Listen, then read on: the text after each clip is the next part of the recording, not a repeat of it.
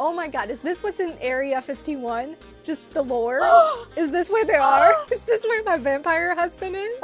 Marge, you solved it. I'm coming! I guess we're all making a trip to Area 51.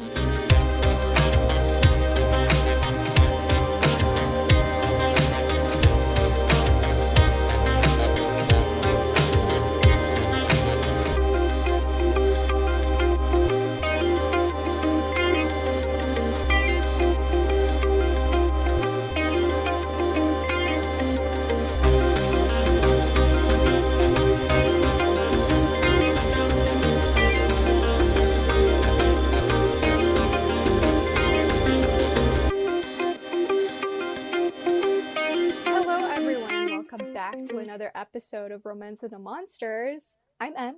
Hi, I'm S. I'm Seff. This week we read Dark Needs at Night's Edge by Kresley Cole, which is book 5 in the Immortals After Dark series. Yes, we're still on that train. And we will be for a very long time. We're not getting off anytime soon. What is this book about? All right. Okay, so basically, the book starts off with our heroine's murder. Like, how often can you say that the heroine starts off being dead? Like, she literally died. Well, I actually think this is a common thing Really? in the series. Well, okay. No, I'm getting ahead of myself because I just started a book where this happens. It's a later book in the series. So she died, and by basically her ex-fiance was a psycho and decided to stab her. And she tragically died in the 1940s. Is that one? No, it was 20s. It was the 20s. I think it's the 20s, yeah. Yeah, it was the 20s. She died in the 20s. And then we flash to, and I she's guess, a the dancer. present day. We should probably say that. She's yes, like, she that's was a a big ballet part of- dancer. Yeah. Yeah, and she was an independent woman in the 20s, bought her own big house, you know, had all the money, the riches, she had everything going for her, and then her fiancé was an asshole and decided to kill her. And then he killed himself because he was like, if I can have you, no one can. Yeah. Psycho. So then we have Conrad, who's trying to stake out his brothers. Do you guys catch the pun there? And because he wants to kill them. Stop laughing. All right. He wanted to kill his brothers for reasons we obviously know. They are vampires. They turn him against his will. And also, Conrad is our first red-eyed vampire hero, which means... But also, you forgot to say he wants to kill them because at like a young age, he was... What? We know he was a part of like this thing where they would kill vampires when he was like 14. Yeah, I know, but like they don't say it at the beginning of the book. So he decides to go to this bar, and Conrad is literally crazy. He's drank too many people's blood. Like he's literally lost his mind. All the memories in there. He's just lost his mind. Anyways, we jump to Mariquetta and Bowen also being there, but Bowen is literally dragging Mariquetta out.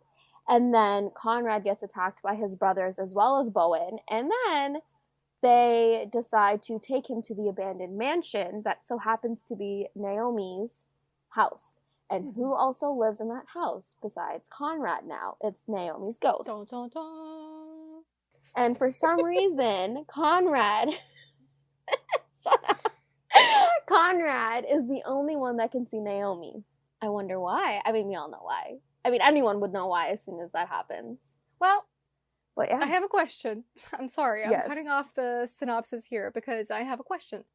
We all know why, and it's because they're mates, but they do say at the beginning of the book that Nikolai and the other brothers give him something that's supposed to enhance his ability to see his mate or whatever, to find his mate, or I didn't really understand. So I was like, can he see her because of that? Because of what they gave him? Or would he be able to see her even if he didn't take that because she's his mate? I mean, it was like, I believe it was made by the witches. So it was a very magical concoction. So I'm trying to remember if they gave it to him before he first saw Naomi. Because I think they gave it to him and then he right away saw Naomi. And I think obviously it would take some time for it to go through his system for him to actually see Naomi. All right, so the whole reason why Nikolai bought Ellen Court, from the owners, but also, it was Naomi's original place. Anyways, the reason he bought it was because he was planning to keep Conrad there so that they can try and turn him back to being, a sane, normal vampire. But we all know at this point that Conrad hates vampires a lot because he spent his whole human life basically hunting and killing vampires because, it is believed that vampires are evil. So he just can't really reconcile himself with being a vampire, the product of his hatred, for so long.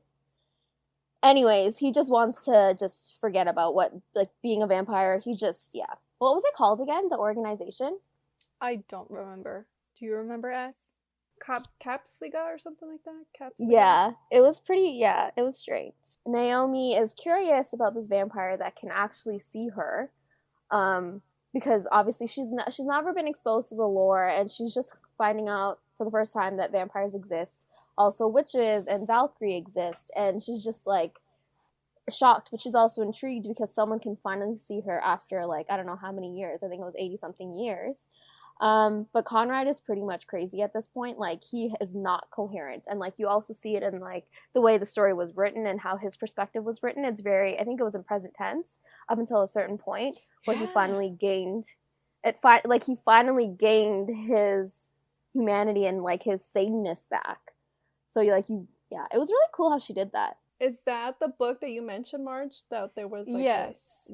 And then when I figured out that her POV was in third past, and then his was in present tense first person, I was like, okay, I think I know where this is going. I kind of figured it was because he is just such a he's pretty cruel and vampire-ish at that point. Yeah. And he's very into his head. You know what I mean? And I think that's what she was going for with the first person POV and present tense of just him being so just wrapped up in his own head that, she wanted us to feel that as readers, and then it changes later on in the book. I took it as he even says it in the beginning that his mind's decayed.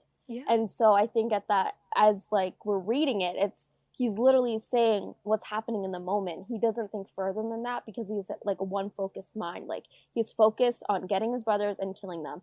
And that's just all he sees. And then, as, Naomi comes about and starts talking to him and, he starts becoming more sane, and you see the switch in perspective and time, I guess the tense of the way that's written. You see it changing, and I just thought it was really cool the way she did it. And it's so jarring too, because you just spent 5 books, you just read if you read the prequel, you read 5 books where it's third person past, and then you open this one and it's very jarring. But like you said, his mind is decaying. It's the first red-eye vampire we meet.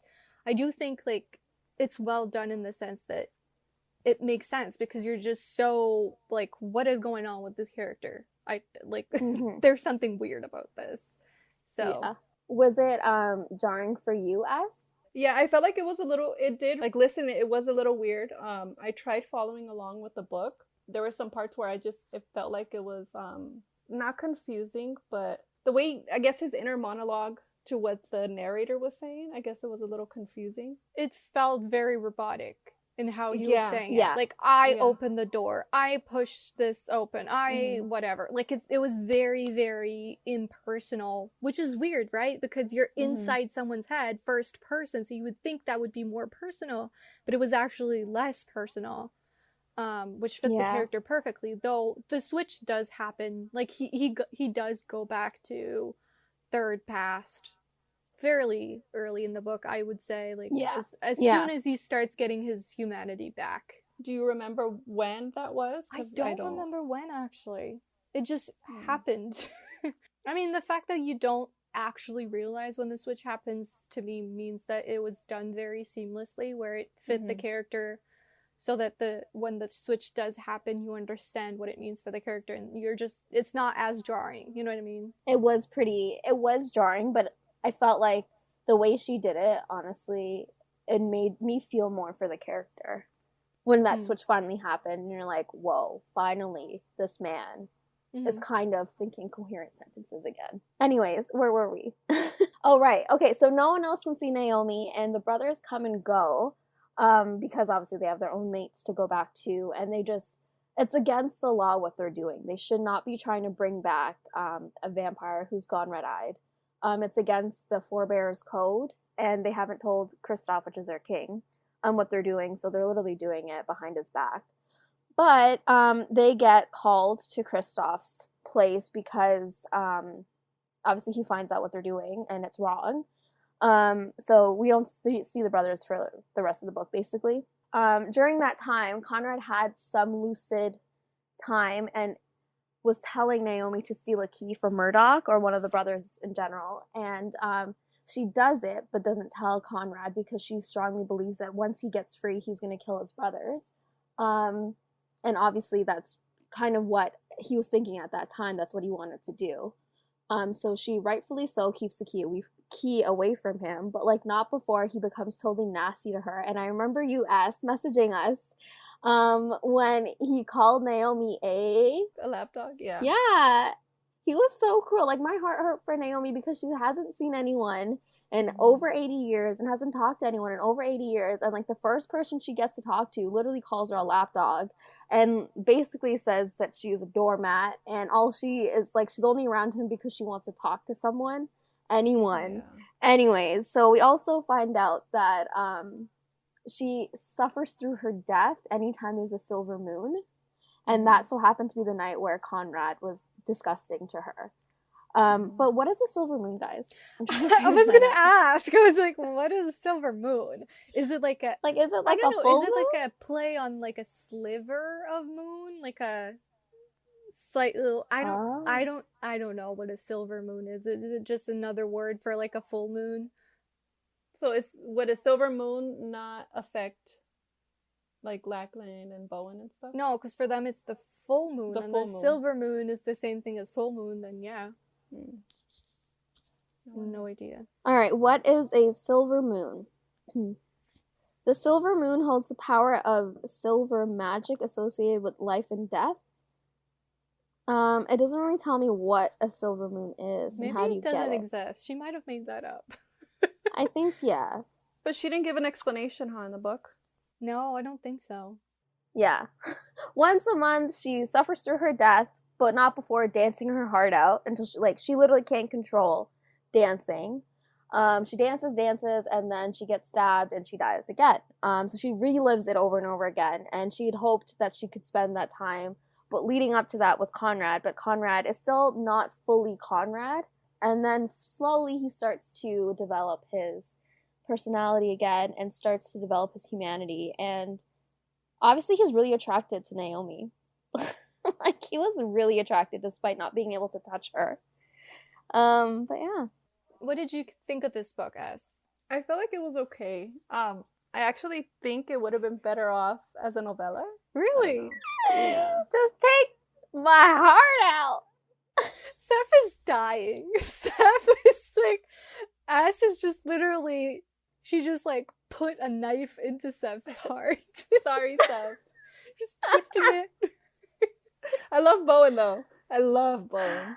But... Alright, enough from S. I'm done with you. You love Bowen?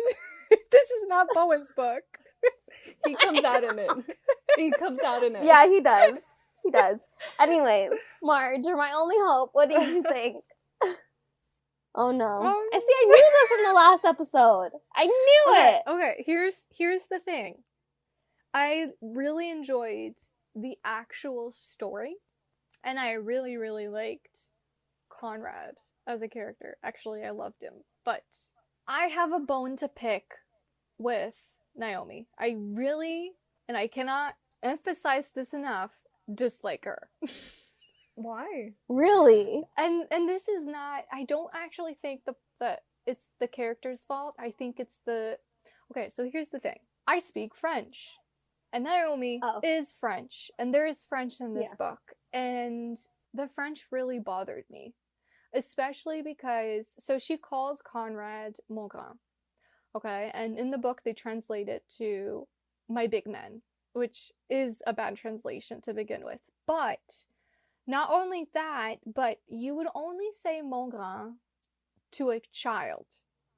And so throughout the book, how she was written to me, and this is where, like, if you don't speak French, you wouldn't know this, and you probably wouldn't, like, dislike her just because of that. But because I actually speak French, she was patronizing to me towards him. Really? Like, she was treating, how they wrote her French was patronizing toward Conrad. And I was like, why do you treat him like a child? It was really, really annoying me.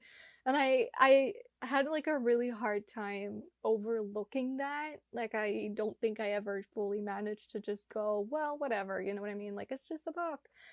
Or it's just, like, it's just the fault of the French. But, like her character in itself, there's a lot to like. I loved how comfortable she was in her own body.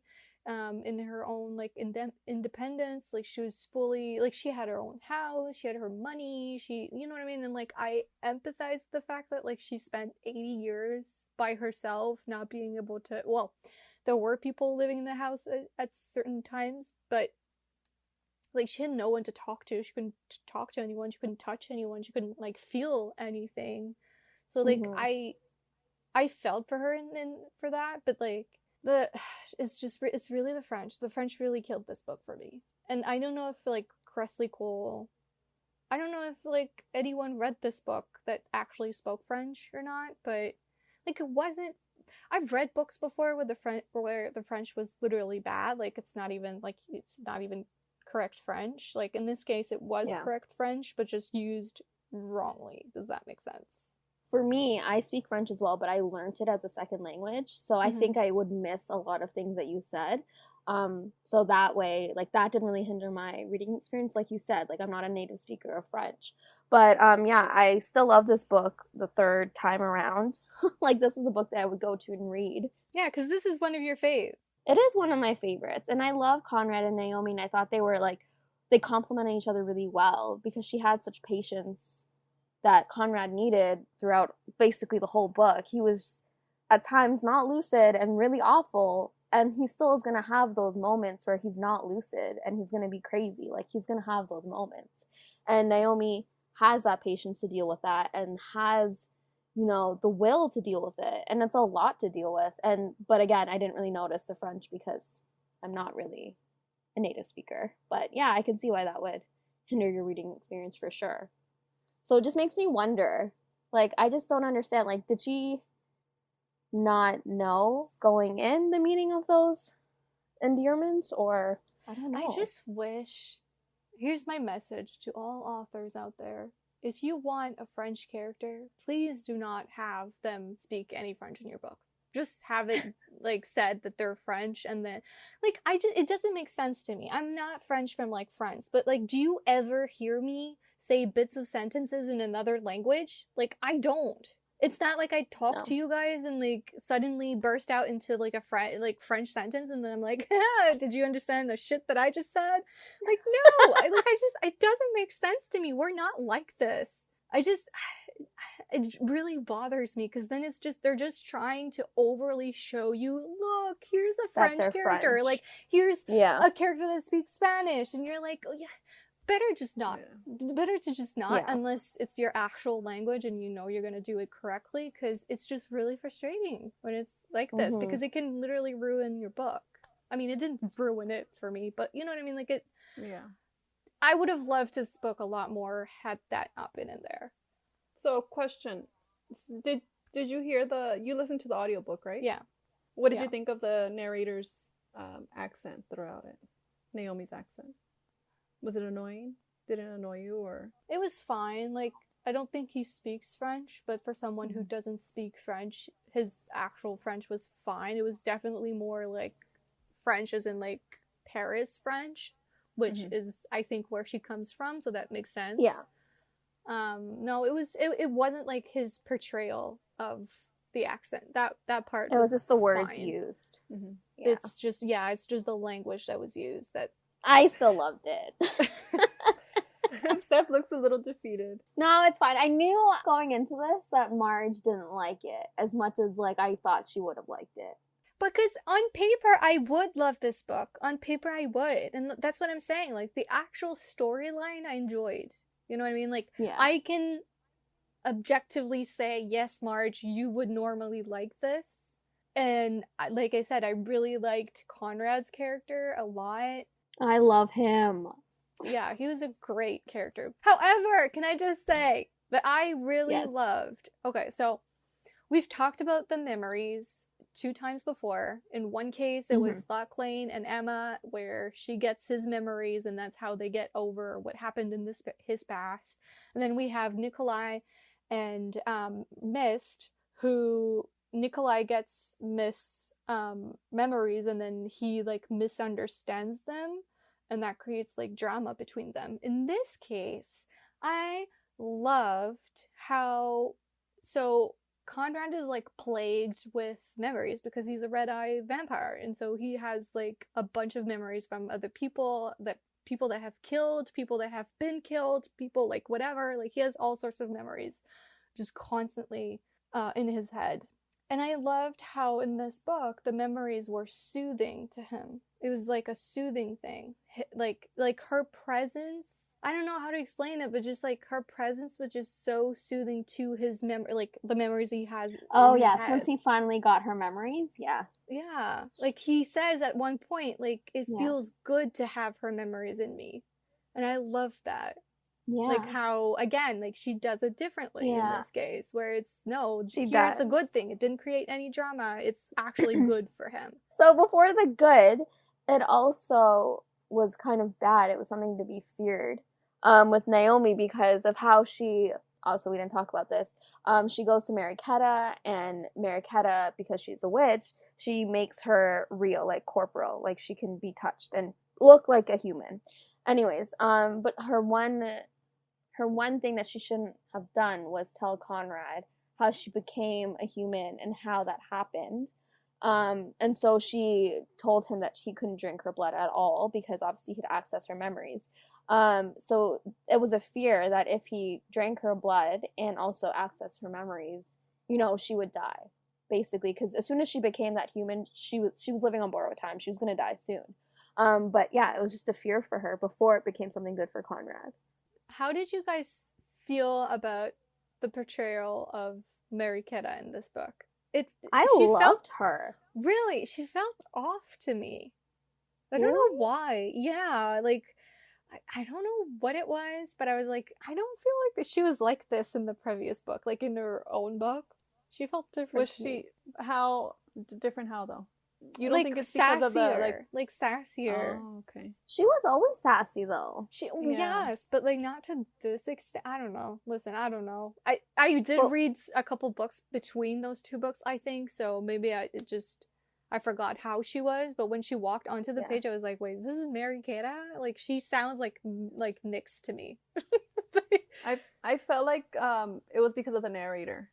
There were some characters that felt a little different. I was like, no, this isn't Kate or this isn't Rhinestone. Because he portrays them differently when they're the main character to when they're a side character in a story. Have you noticed that? Yeah. And I think that's, maybe you're right. Maybe that was why she felt out of character, because as a main character, he portrayed her a certain way, like her voice and like how she would speak and stuff. And then when she was a side character in this book, he did it differently because obviously Naomi was there. I don't know. You're right. It's probably the narrator and not the actual character. But I also think it could be down to the fact that we never really saw her with her own people. And, like, we did, but we never really see her just hang out with them recreationally, like, just for fun. So we never really seen her, comfortable in her own element. And also, we never really saw her after the whole mirror thing in her book. So we never really got to see how everything with Hexa affected her personality. So I think it's more like if she did seem different, it could be all of those combined.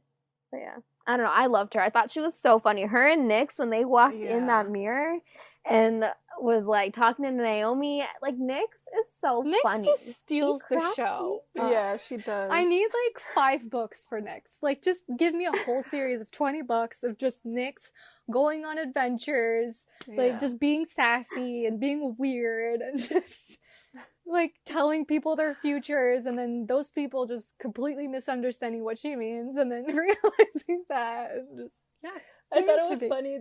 She kept mentioning the demon's horns, how she wanted to. Oh yeah, Nyx is very obsessed with those horns. Somebody better give have her a a demon. Yeah, she needs a demon. Yeah. Wait, I just remembered something. I feel like earlier on in like one of our first episodes, you said that you had someone in mind for Nyx. Have we met him yet? Nope, Not yet. you have not met Okay. him yet. Stay tuned, people. We will revisit You can this easily go in a couple books. on Goodreads. You can easily go on Goodreads and like search through people's like theories. A lot of Really? people kind of think the same way. Yeah, I just A want lot to of people know. do. Just tell me. you're not gonna know him yet. There's no point. You're not even gonna know what he is. What book then? Sweet Ruin. So not until like what, book a million? Yeah, book a million. That's exactly it. Yeah. Can we also talk about, guys? Once Conrad regained his lucidity, Mhm. he was such a soft boy. I mean, they all are, aren't they? He's so cute. Yeah. And Conrad was a virgin. He And a was sweet one. virgin boy alert. Everyone. I feel like everybody is, well, not virgins, but right, every character, they're celibate. They're like reborn Right? virgins. Basically, Especially the Bowen, vampires. yeah, the vampires for sure, but Bowen especially too. This poor man. Oh, girl. You know. It's been like Yeah. thousands of years for this man. How is Yeah. it not like just like how is it not crusty up in there? Like how is Ew, Marge! Yeah, very crusty. Okay, I don't know. I okay, think it was hold you. on. Hold on. Especially the demons, which I'm getting ahead of myself, but the demons can't actually ejaculate. They can't actually ejaculate. Yeah, there you is what go. I'm trying to say. So it's just like in there. It's just swimming in there for thousands of years. Like, Well, it seems like all of them, right? well, I mean, the vampires too, yes, but the demons Yeah. actually can have sex. The vampires can't because they can't actually get hard, but the demons Mhm. can. They just can't ejaculate until they're with like their mates. So that's why they attempt, right? Yeah, They attempt with everyone? and then that's how they know. It's like, oh, okay, well, now we know. She's the 'cause I one. can't stop coming right now. It's just pouring. out of me. Welcome to Lore Sex Ed 101. Okay, so I have a Literally. question. Yeah. For the next book, but I don't know when to ask it. Ask it now. Since Yeah, you ask it. since you read it already. Okay, so first, I think this. Okay, I don't even know. I have 2 questions. You can Does ask anyone them. does anyone end up with the human, like human completely? Does Kate end up, Yes and no. or do they all like somehow have like a immortal element to them? Something happens to them where they have to. I can't answer that. Okay, do you want like just a short answer? Yeah, give me a short answer. Is anyone a human and stays a human? No. Okay. Well, because we have to remember that that's what I thought, Seff. Because we have to remember that these matings are happening because of the accession that's coming, and so the point is to create alliances between like Strong species. So like humans are people. useless Yeah. to them in this accession because humans don't know that they exist, and like they would But- have no powers. But Nyx mentioned that she was naming off like who they had on their Yeah. side. Did she say? And she humans? mentioned like the FBI or like the CIA or something Yeah. like that, and then like a drug lord. Next. Yeah. So I'm wondering if humans come into the mix and where they stay human and I can see what she meant with the FBI, but like you'll see later FBI. on. Like the FBI probably knows. Is this? Oh my god! Is this what's in Area 51? Just the lore? Is this where they are? Is this where my vampire husband is? Marge, you solved it. God. I'm coming. I guess we're all making a trip to Area 51. Yes. We're about to invade Area 51, everyone. Sign up if Let's you want to join. Let's hope my mate is a vampire, guys. Well, again, don't want to get ahead of myself, but my answer might change. Ooh. Interesting. Stay tuned next week for an update on what Marge prefers in this world. It wouldn't be next week, it'd be like probably the week after. Probably the week after, actually. Stay tuned in 2 weeks. Oh god. I know the suspense is killing everyone right now. I know. I mean, like, our discussions are very interesting as they are. I mean, they really are. Oh my gosh, okay, so I just looked at my notes, and Yes. when Cade and Rydstrom, when they were at the bar waiting for Nyx, Reagan shows up with a cowboy hat on her head. Like, what is going on? These Valkyrie are so chaotic. No, a cowboy hat. What is going on with this girl? But more specifically, what is going on with her fashion? That's what I want to know. You know what? Leave Reagan alone, okay? She's been alive for thousands of years. She can wear whatever the heck she wants. Regan has that, like, constantly drunk energy. She just feels constantly drunk to me. She does. Just the life of the party. Okay, so can we talk about the ending of this book? Because it was actually pretty really dramatic. intense. Yeah. Yeah, and like the way that the narrator did it, like Conrad's voice towards the end, you can feel the emotion in his voice. Like it's Really? all shaky, and he Yeah. sounds like he's about to cry if he's not already crying. Like it was done so well. Like by that point, I really felt for him. I was like, oh my god, my baby is about to cry. I just want to hug him. She all right. She's still alive. She's like buried like 6 feet under, but she's fine. Like he was freaking out. And then him worrying about trying to get there as well, trying to find a car, and he can't trace to the place, and then what frustrated me begging a lot Nikolai. was his. Yes, Oh, they I were know. Sebastian. I That feel like scene. Sebastian was such an asshole. Like they didn't believe him, so I was very frustrated with the brothers. But Nikolai, they were assholes. Nikolai said yes. He didn't believe him, but he went because he loves his brother. I was like, Nikolai coming through. Yeah, he did say that. So I was like, okay, fine, Nikolai. Sebastian and Murdoch were just like, bye. I was actually really sad because, like, I get it. Like, he hasn't been their brother for 300 years, basically. But it's like your brother is coming to you crying, screaming that, like, oh my gosh, I need you. Like, I need your help. And, like, they can hear and see that he's blooded. You know he has a mate.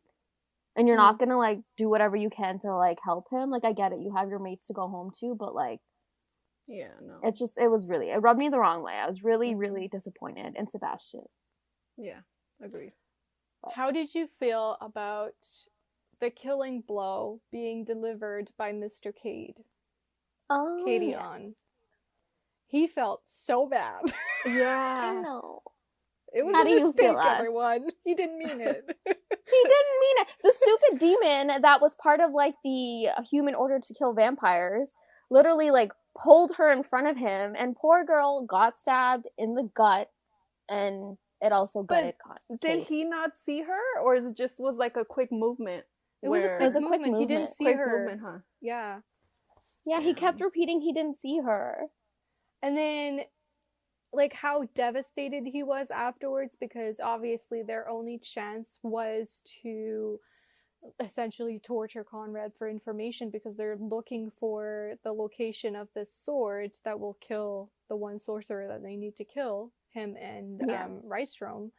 And once Conrad lost his mate, he was like, there's nothing we can do that will hurt as much as what had just happened to Conrad. Like, this lead that we had is gone now. It's useless. We can't, like, there's no point.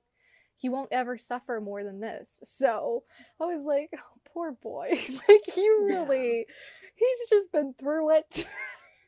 But he also realizes that, like, obviously mortals are weak, and we find out that his mate is human. So he's like, great, I really can't be with her now because our world is so insane and so dangerous. Well, and Nyx is like, would you give up your mate for this? And at that point, he's like, yeah, I would, because I've messed up so many times in my life before. Like, I would. Because, like, he messed up so greatly that he made his brother lose his kingdom, and he obviously suffers, and I don't know, I guess feels a lot of guilt for what had happened. But yeah. I actually think this is the first book that actually is playing around with so many side plots, meaning you have the actual plot, which is Conrad and Naomi, but you also have Bowen and Mariketta's story that sort of continues in this book, which was interesting because usually you would think theirs is over because they were the previous book, and yet there was still trouble ahead in this book for them. I know. And then there's also Cade's story that's like starting to unravel because obviously he's the next book, so like you start seeing that's like intertwined in this plot too. So I feel like it's the first book where there's this many side stories also playing out at the same time, and it's also the first book where we get different perspectives as well than this the main couple, right, because she is it really we didn't get different perspectives in the last book, didn't we? Like one or two of the brothers, Cade and in book 3, I don't think we got them. Actually, no, we might have. Bowen, maybe. No, that was Bowen's book. Wait, in Bowen's book, didn't we get like Cade or Rydstrom? Did we? At least one? I want to say we did. Maybe. Usually when you get that, it's because it's the next book. So if we would have had a POV in that book, in Bowen's book, from another character, it probably would have been Conrad, but I don't think so. But maybe that's not necessarily always true. Forgetting. Huh? Yeah, because like J.R. Ward, when she like writes her books, it's literally a million perspectives at the same time, and maybe they won't get a book until like book 10. I mean, okay, so in this book, there's a POV from Cade, because Cade is the next book, and then in Cade's book, don't want to get ahead of myself, but there is a POV in Rydstrom's POV because Rydstrom is the next book. So I'm just assuming that that's what she's doing. Yeah. Okay, can we also talk about, which I really thought you guys would have talked about. We need to stop asking already. for permission. Can we also talk about this? Let's just talk about it. All right, fine. I'm talking about this, whether you guys include yourself in this discussion or not. I might just be discussing it with myself. Anyways, so basically, that scene where Conrad decides to, live his life with Naomi and, destroy the demon and obviously get rid of the demons, Cade and Rydstrom. He decides, there's no key in sight. He decides he's going to cut off his own hands. He pulls off a lock lane in this book. He pulls a lock lane and literally slices his hand off and turns to Naomi and is like, can you get the other hand? Yeah. And then Naomi's like, wait, I had the key. These men are they're just too impulsive, I think. Yeah, they are. I know. Agreed. But like, it's somewhat romantic because he's like, he would do anything to be with Naomi, like, and would do whatever it took to be with her quickly. And but did he do it with that intention? Cutting off his hands. Did he do it with that intention to be with her? Yeah, or just because he wanted to do something else? No, I think it's clear that it's for that. No, he needed to get free. Yeah. Yeah, he needed to get free so he can kill the demon and obviously get Cade and Rydstrom off his back. And to do that, he needed to be off the property. So he's like, let me cut off my hands. I'll regrow in like 3 days. Yes, but the difference is that by that point in the story, he wants to do all of that so he can have a life with her. Whereas in the beginning, when he asks her to find the key for him, it's just because he wants to kill his brother and just like Yeah. Mhm. So his like reason for doing it changes. Exactly. And she's just like, you idiot. Like, just let me talk. I have the key. But Yeah, that but part then was that, like, heartbreaking as well, though, for me. Huh? Because he goes off on her. That part was heartbreaking. yeah. Oh, yeah. He goes off on her and she's like, wait, don't say anything that you're going to regret. And like he says it. And He then says supposedly he hears her crying the whole And night. she's like sitting by some pond with like the nymphs or whatever, just like crying. I Yeah. know. 'Cause Because, she like, he's can't hella leave. pathetic, right? Yeah. She can't leave. Yeah. Like, can you imagine being so mad at someone? You just want to go for a drive or whatever, like a walk, and she I can't. know. That's so heartbreaking. But at that point, It he already is. left. But it's just like, she's literally sitting at the edge of the property wanting to leave. But then she's like, actually, no, bitch. I love that she took her life into her own hand. Well, not life. Her undead life into her own hands and was like, you know what? Let me call it Mariquetta. Because, you Yeah. know Yeah. what? This is my life. I make my own rules. And I'm not going to be pathetic. And she calls up Mariquetta and, like, you know, Mhm. she gets herself a new bod and goes to the most dangerous party. No, obviously, like, you know, a real, like, corporal bod. Like, you know, she can Yeah. touch it. Yeah. And she goes to a party, the most dangerous party in the lore, and, you know, has a great time. And looking to pick up a new man. Obviously not. But, like, I love how Nyx was like, yo, those demon boys over there. Maybe you should get Nyx one. and the I'm just not over Nyx and the demons. I feel like Nyx could have like a harem of just demons. Yeah. I think so too. And I this is can the first picture time it. I probably wouldn't be opposed to it. She would love that. And I mean, yeah, I don't read harem books, but like, heck, maybe I would in this case. 'Cause Yeah. It's Nyx. Nyx Yeah. deserves a harem of demons. Yeah.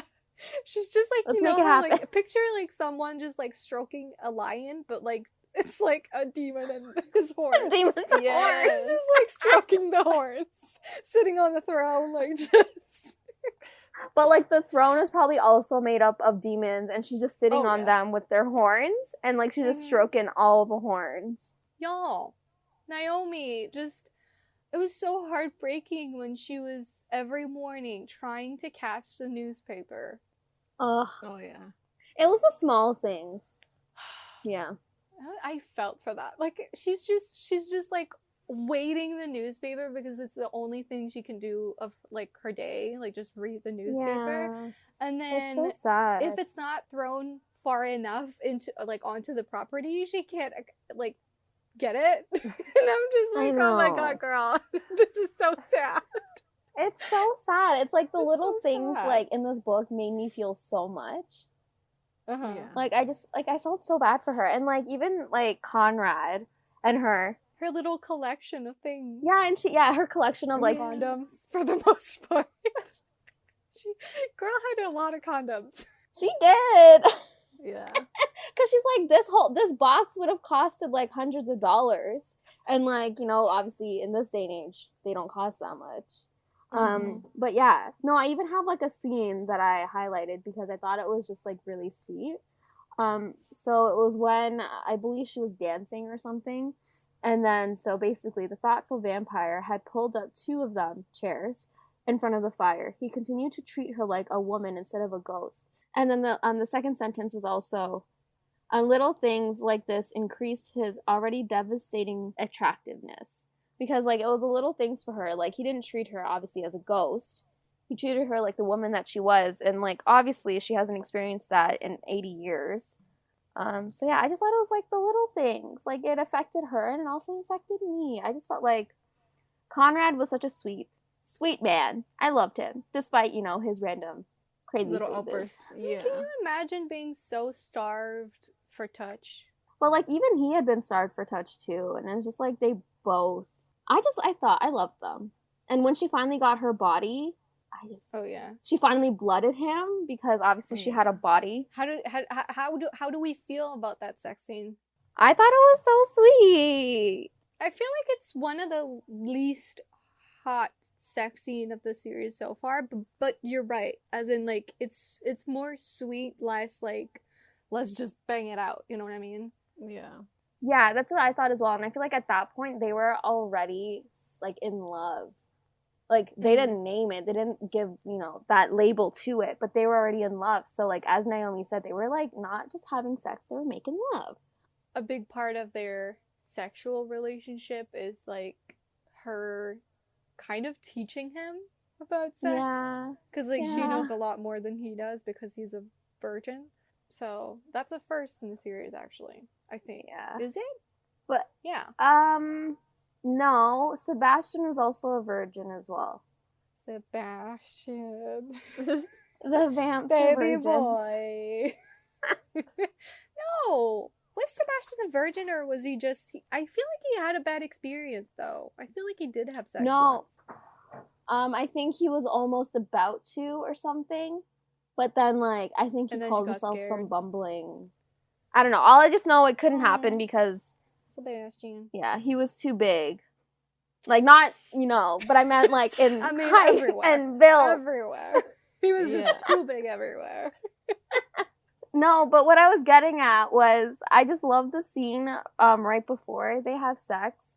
Conrad was like, no, this is never gonna work. Like, he was freaking out. He's like, this is never gonna work. I'm too big. Like, I'm gonna rip you apart. I don't want to hurt you. And then, like, she literally, like, had to, as you said, teach him how to do it. And, like, I just thought, like, this boy, he learns quick. But, like, it was just so sad because, like, as he was finally, he took control.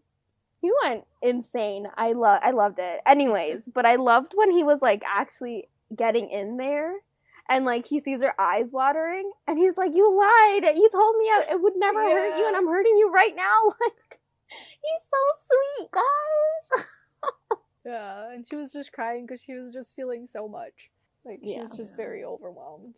As you would when you haven't been touched by a single person in 80 years. I think I would cry too.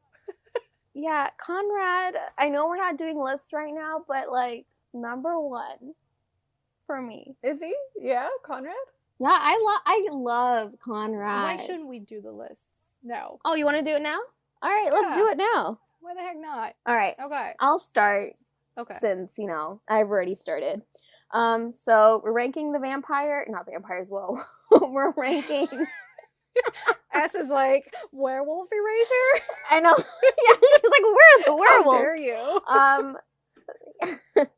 So we're ranking the males and also females of the Immortals After Dark series. I guess from least favorite to the favorite. No, so from most favorite to least favorite, I think is how we've been doing. Okay, there you go.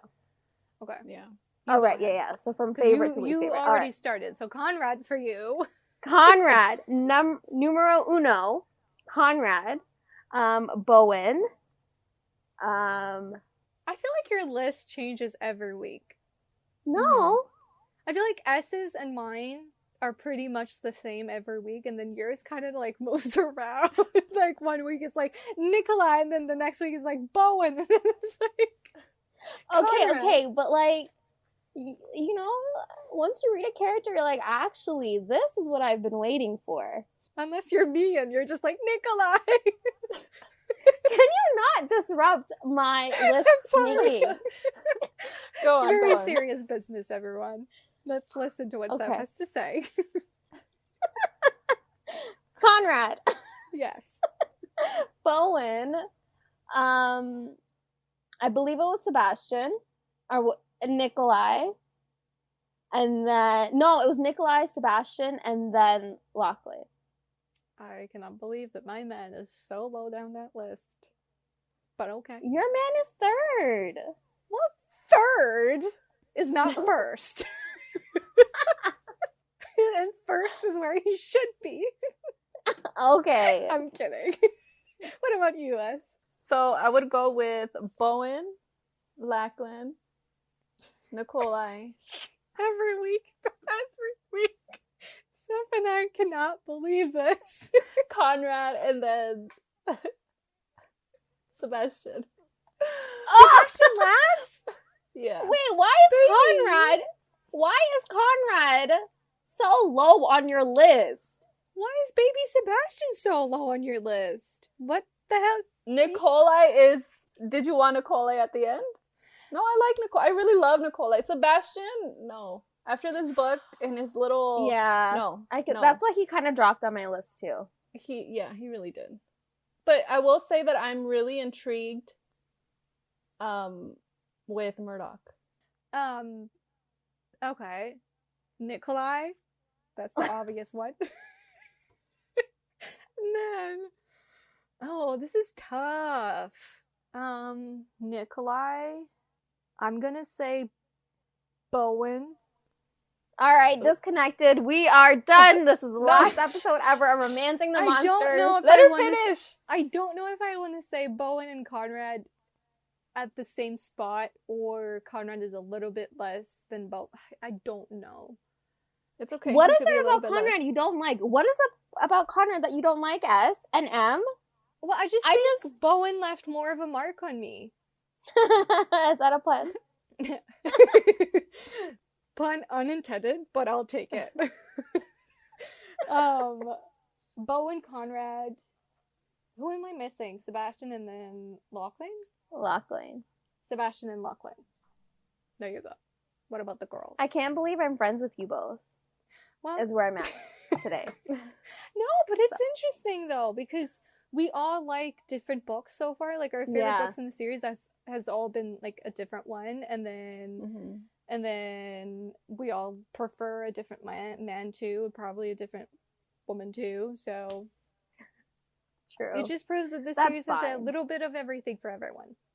At least we're not fighting over the men, I guess. Yeah. Which we usually are, so... we get pretty nasty. But yeah, Conrad, number one. Number one. I love that man. And then, okay. The females now. Okay. Next. Okay, she doesn't count yet. But I feel like she's everyone's number one. I love her. She's the obvious number one.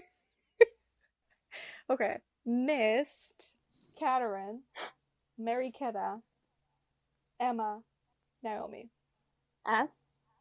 I would go with Mariketa, Mist.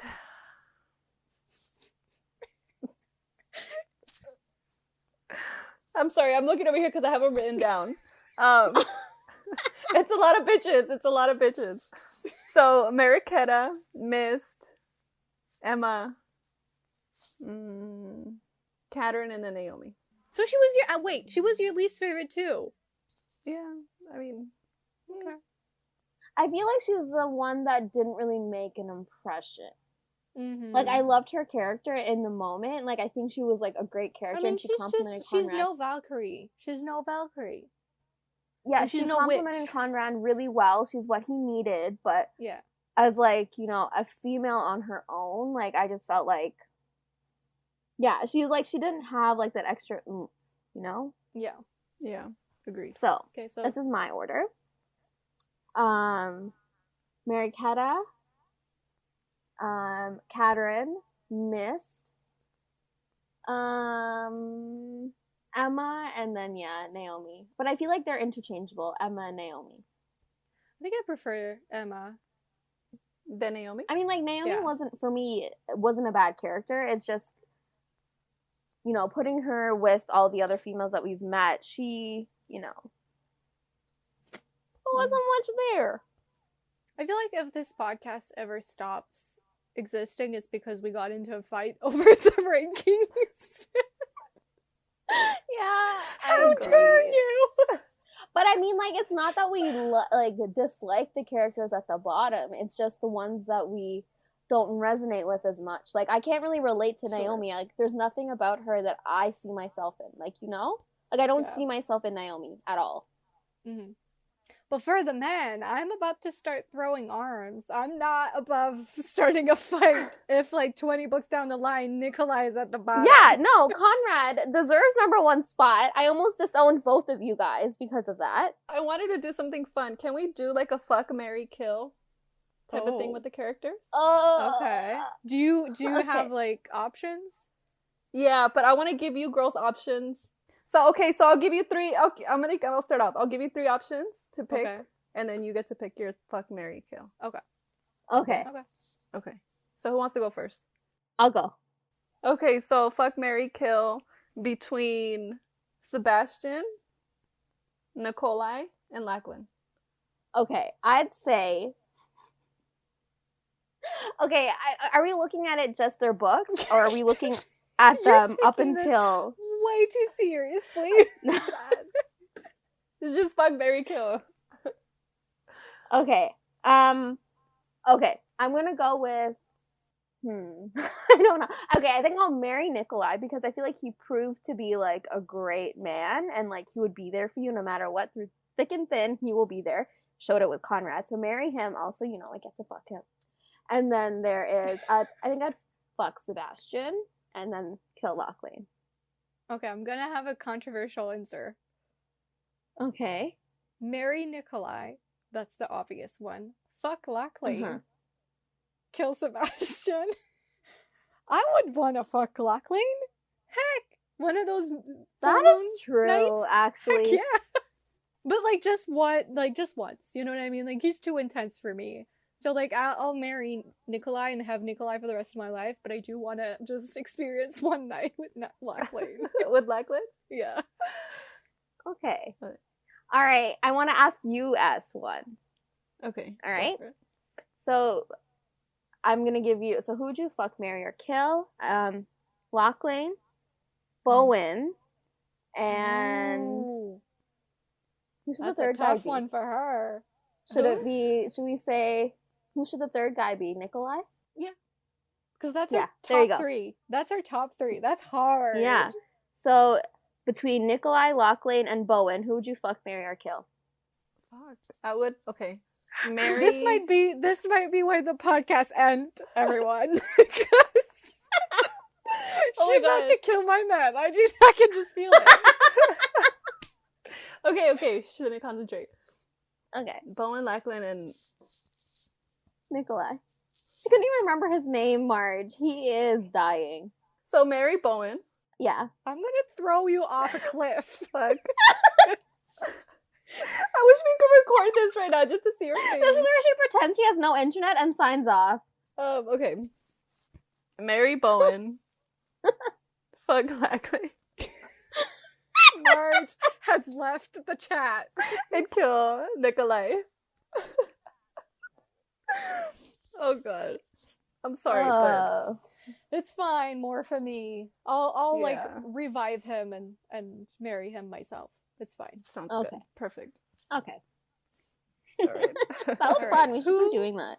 Who is the monster in this book, everyone? Right. We should probably get into the monster. For me, I feel like it was really hard to find one. In the sense where, obviously, because, Naomi doesn't know of the lore, and she hasn't, been brought up with this hatred towards vampires, whereas a lot of our other heroines have suffered through that. I feel like the monster in this case could also just be Conrad as a person, because of, his past, but, also what he is, because it took him more than, just Naomi being there for him. It was, everything else, the situation that he was in that brought him back. Who's to say, he wouldn't drink randomly someone else's blood and then he reverts back to, being that awful, crazy, murderous vampire. What if we said that the monster for Naomi is her loneliness? True. She has been lonely for so long. Yeah. I don't know. But I do feel like there was an element of that for her. It wasn't so much something that is necessarily stopping her as opposed to something that has literally become part of her identity, I guess. She's invisible, she's no one sees her, no one hears her, no one she's alone. You can't be more alone than that. And obviously I do think that the memory of her death and the fact that she has to relive it every month is part of it for her too. Again, not necessarily stopping her from, reaching her bliss or whatever, but I don't know, it is more difficult in this book. It definitely is. I wouldn't be able to pinpoint exactly what it is. Can the monster be his brothers? Oh. His brothers? Ooh. Yeah. And I don't want to just say Nikolai. I don't want to say that he's a monster, but just what he did, his past and what he did, and just the situation and how they went about it.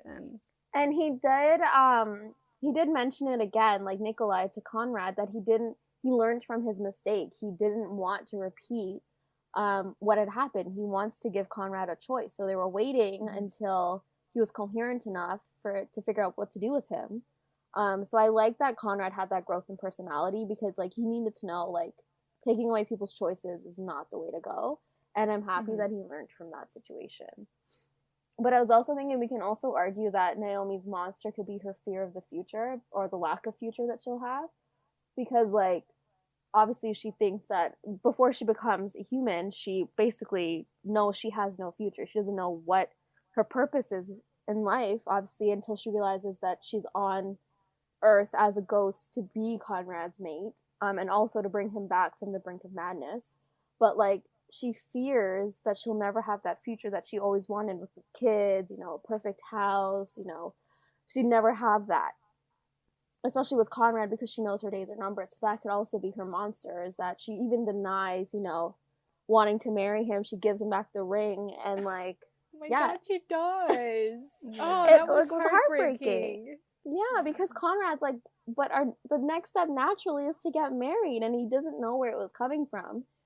And then her fear of the future also kind of made her die the second time around. Because, like, Conrad is only outside because of, like, what had happened. Because he drank her blood, she freaked out at him, and he has no idea why she freaked out. Like, yeah, he shouldn't have drank from her. But, like, that fear of him knowing what happened, she thinks that she no longer has a future. So he was outside, going to get attacked by the vampire hunters as well as the demon. That might not have happened in that situation if he was not outside alone. I also think that the scene in which the house burns down is also shows part of her monster, in the sense that she, you know, he's like, oh, should we move? And she's like, no, like, I've paid for this place, like, I've been here for 80 years. And I do think that her loneliness and her being stuck in this place was, like, she was afraid, I think, of a new life, a life that wasn't in the manner lonely. I don't know, I think that when it burned down, it was like her finally being freed of that, of her memory, and her hope of the past. She did say something. Yeah, because it burned down, and now she could finally truly start over. I agree. And I think it was unclear, but who burned down the house? Was it Nyx? I don't know. I thought it was Nyx. I think it was Nyx. Yeah, that's why she was waiting. Because she wanted to see something, right, regarding Naomi. Yes, right. It was Nyx. I bet you Nyx just knew that the house was like holding her back, and was like, I'm just gonna burn this shit to the ground. And Nyx is such a matchmaker. The ever knowing. Honestly. Yeah. Nyx is such a matchmaker. Yeah, that's literally in every book. I feel like she's had a part to play in bringing the characters together. Yeah. But yeah, so Nyx also burnt it down because she probably did know that was what was holding Naomi back, but she also couldn't really figure out what Naomi was in the end. And like, I felt like that was a way for her to test what her theory was. And obviously she comes out of it unscathed, and she literally was a ghost, and she thought she died in the house, but then she realizes she's something called a phantom, and that's an immortal that every immortal envies, because they can be, you know, solid, and they can also be, you know, a ghost-like creature. So, she's the first of her kind? Not the first of her kind, but the first that we've met. And I don't, like, I think there are phantoms in the lore, but I don't know if we meet. There is. I don't know if we meet more. Yeah, I think we do. Yeah. I feel like I've met a few in the next few books. Oh, okay. But I could be wrong. It might have just been ghosts. I don't know. Oh, okay. Spirits. But yeah. What the heck is the difference between all of them anyway? Yeah, it's true. But yeah, I feel like now as we talk more about it, I feel like there are a lot more monsters than I originally thought in this story. Yeah, I do think, because I do think that's what I was trying to get at with like her loneliness, because you get comfortable. I think that's what this book really said, is that you even if you're in a difficult situation that you don't necessarily like, you get comfortable in it, and it's hard to leave it even when you have the option. Sometimes you're scared of taking the leap and like actually changing your life for the better, and so you stay where it's comfortable.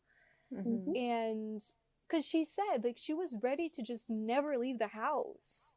I feel like she says that at some point, like, I'm just gonna stay here when you're not here, and like I just won't go anywhere. And obviously that's not what happens, because we know that she spends like nights with the girls or whatever they call it, like watching movies and stuff, so that that's not how it ends. But for a while she was fully ready to just stay there when he wasn't there, and just and I think that was her not having fully accepted that, like, no, like, I should probably change my ways. I deserve like an actual better life. Yeah. And can we also talk about like Nyx's glimpse into their future? Yes, let's do that. They're the first ones that have like baddies.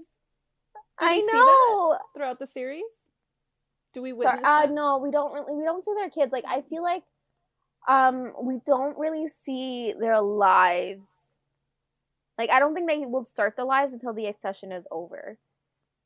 Because, like, I just, like, it's too dangerous. Can we talk about the fact that it's the first set of twins? I was like, oh boy.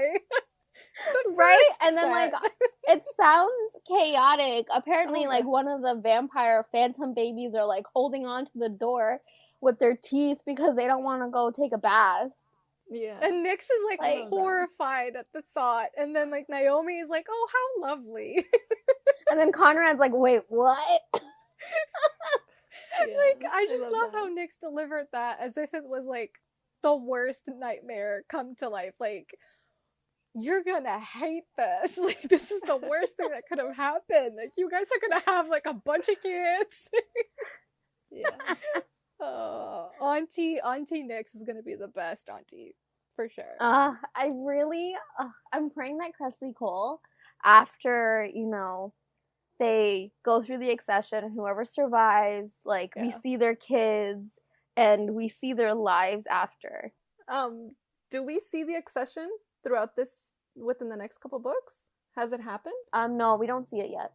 Do you think we will? Probably. I feel like when she wants the story to end, like, I feel like she'll do it. But the whole point of the series so far is just making those alliances, like having those couples come together, those mates, so that they could form alliances.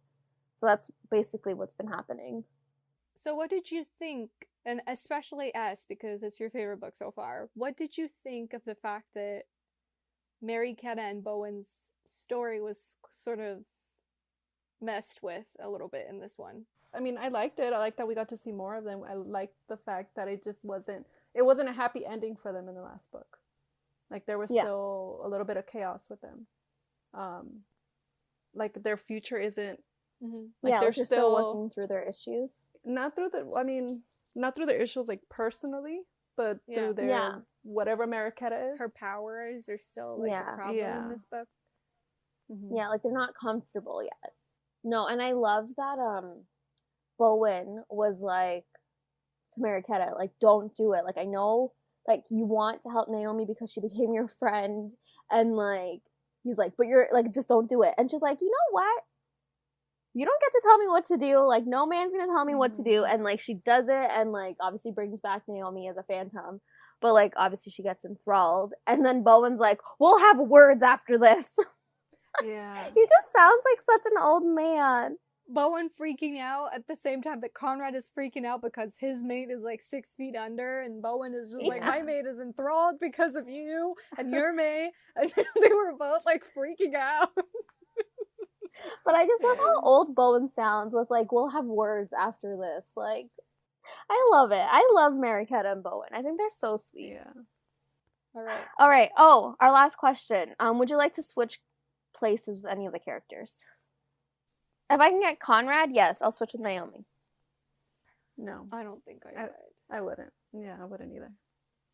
But I mean, like, her life was hard, like, being a ghost for so long. Yeah, because, okay, well, if you're switching places to get Conrad, then that means you also become a phantom. Oh, that's and you're not also bad. a ghost.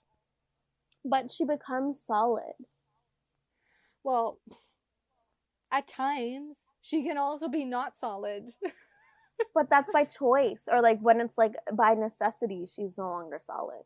I don't know, I wouldn't. And I'll also be the most envied species in all of the lore, so why not? And I have a vampire mate that happens to be Conrad Wroth. Hello, yes, sign me up. I'll be Naomi. Girl, no one's fighting you. You can More have so him. than any of the previous characters. Yeah, I told you, like, he was my favorite. Like, Bowen is, like, really... I'm really I told you surprised. this! Like, I know. I told you he was my favorite. I feel like this is a shock for you, like, for you to say that you love Conrad. I'm just like, really? Like, you would Really? rather be a phantom than a Valkyrie? Kicking ass? Okay, but, like, I would still be me in the sense where, like, my personality is pretty much the same. And I'd still be friends with the Valkyrie. Like, they'd be my girlfriends. And, like, obviously I'd have Mariketa as a friend, too. And Nyx. So, yeah. Oh, yeah. I feel like this is just Nyx. becoming the next fangirling podcast. We should just Nyx. rename it We Fangirl Over Nyx. Yeah. Hashtag Nyx forever. Yeah. But, yeah. No, I don't know. Conrad. If I could be with Conrad, yeah, I'd be Naomi. Alright. But, I mean, is he my forever favorite? I mean, we already know I love Lothair. It's not pretend like this is a secret. Yeah, let's not pretend. I can't wait until you get to Lothair.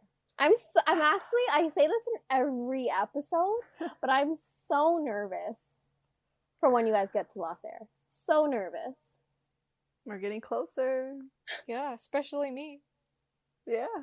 Because I'm on book 7, people, and he's You're like, what, almost book late. 11? 10? 11? Yeah. But I will say there's a lot of books that I was obsessed with leading up to his book 2. I think it's book 10, Demon from the Dark, I think it's called. And then there's Reagan's book was so good.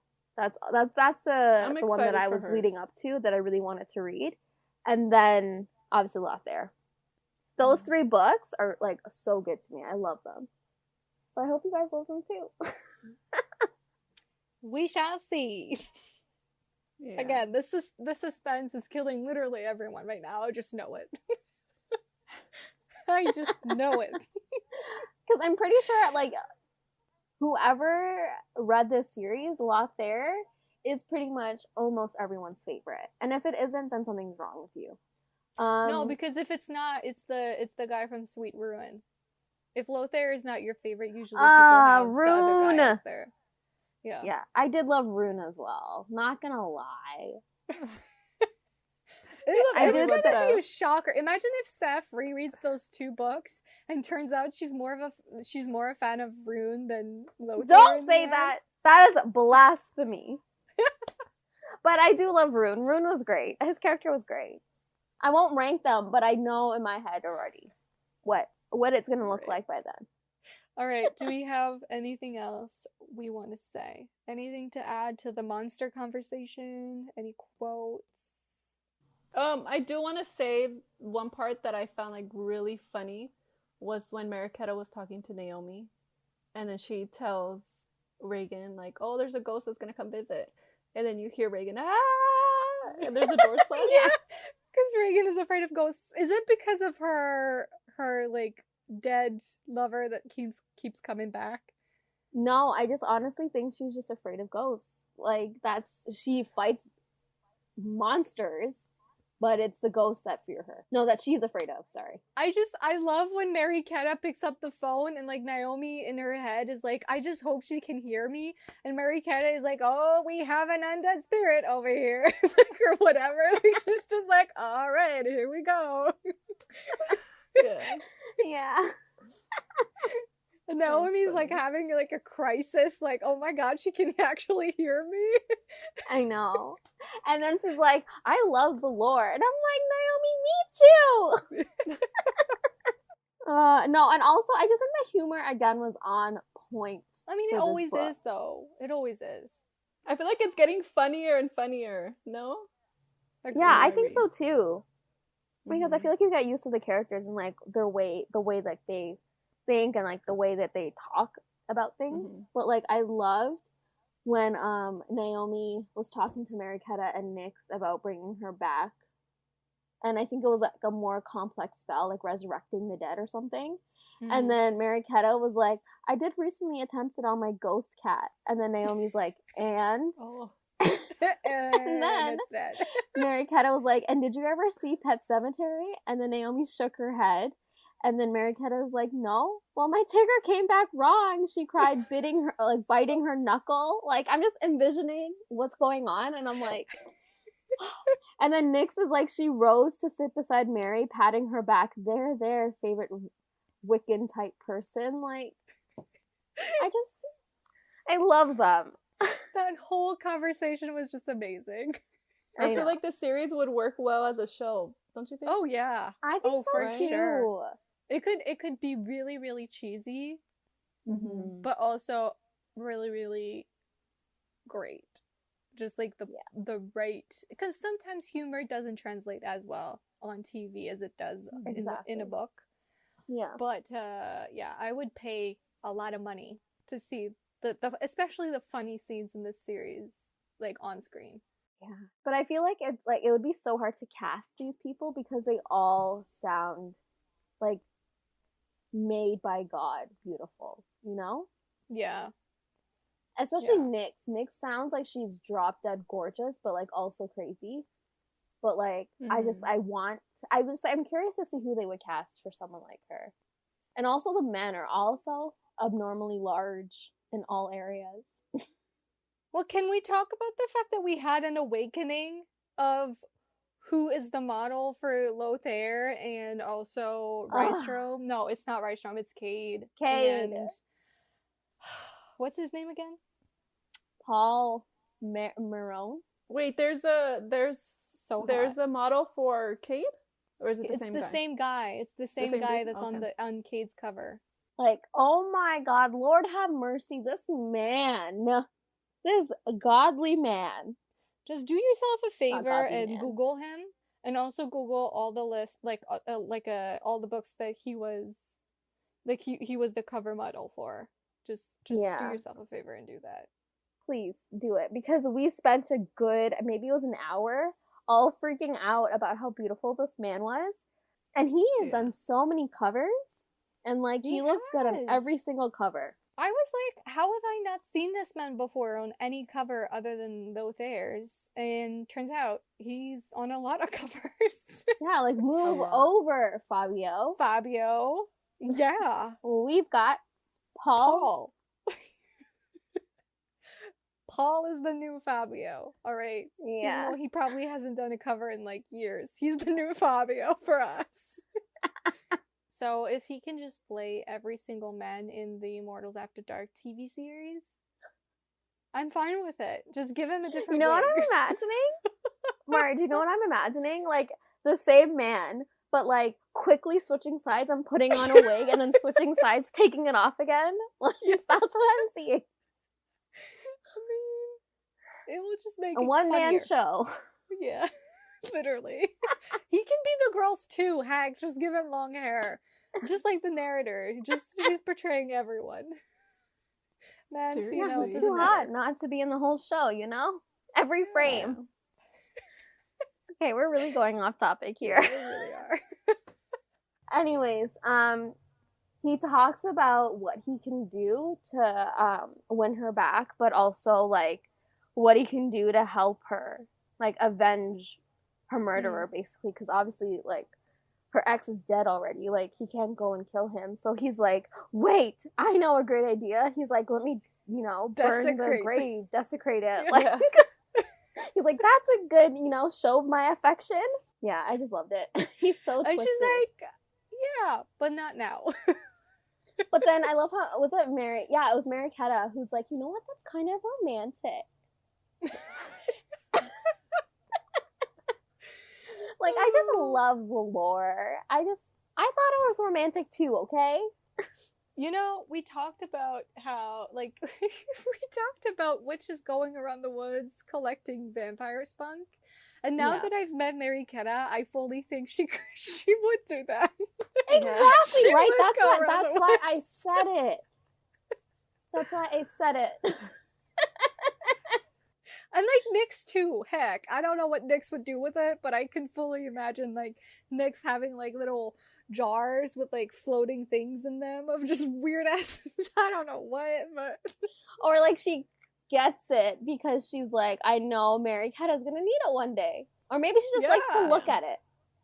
Maybe she just likes to look at vampires. A vial of vampire spunk from your brother-in-law. Oh my god. Ew. She for sure has horns, demon horns, somewhere inside her house. That she pets. She literally cut off a poor demon. Just for their horns. I wouldn't even put it past her that she probably has Rydstrom's other horn. Because remember, one's broken. Oh, in a jar. Maybe she has it. Yes, it's floating in the jar somewhere in her house, in her room. And she takes it out, for her special private time. And Oh god, I just saw them. That's it. I just pictured something. I don't want to. Or just figured out. Oh god. I just pictured something really painful. I think I know what you pictured. I want to know, can demons feel what's going on with their horn? If it's not attached to their head, if it broke off, can they feel it? Like a because of what you're thinking. A phantom pain or like a phantom touch. Because what you're thinking, Marge, I want to know if Rydstrom could feel it. I mean, that would have been cool. I don't think so, though. But that would have been a nice touch. Haha. Oh, man. But she doesn't have Rydstrom's horn. I don't think she does. No. Maybe she does. Who knows? Honestly, who knows? All right. I think we're going way, away from where we're supposed to be. I think where we're supposed to be is ending this podcast is what we were supposed to do. All right, everyone. So this is it for this week's episode of Romance and the Monsters on Dark Knees at Night's Edge by Kresley Cole. I hope you enjoyed it. Next week we are reading... we're reading something next week. We just don't know what yet. We'll keep it a surprise. Yeah. Yeah, it's a surprise for you and a surprise for us. Stay tuned on social media, because we'll announce it on there once we figured it out.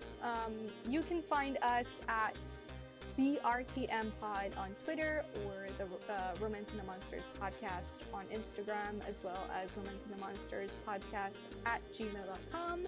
You can also find me at Foes and Lovers on both Instagram and Twitter. And you can find me at But This Book on Instagram and on Twitter. And you can find me, Seff, on both Twitter and Instagram at Prose with Woes. And that's it. Thanks for listening again, and we'll see you next week. Bye. Bye.